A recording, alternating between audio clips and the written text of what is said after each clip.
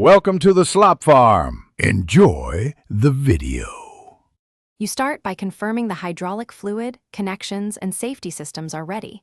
Do this now so nothing slows you later. Once the fluid is correct, tighten bolts and realign the wedge.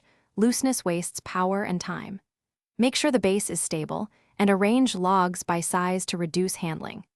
These first actions cut friction and prevent stalls, so you get faster cycles immediately while keeping the machine safe and efficient. You now focus on hydraulics and feeding rhythm. Adjust how the system moves.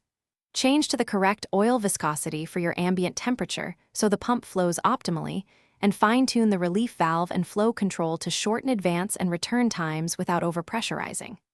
Once tuned, practice a consistent feed pattern. Same length logs, steady spacing, and use a loader or ramp to reduce manual repositioning. These steps increase throughput by improving cycle time and reducing operator delays. You finish by validating performance under load and making small corrections.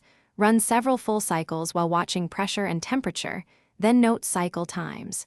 If heat or pressure spikes appear, stop and inspect seals, filters, and the pump.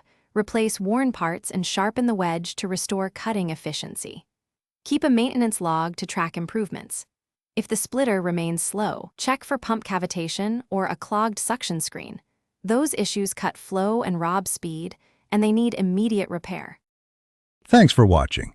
Consider subscribing if we helped you today.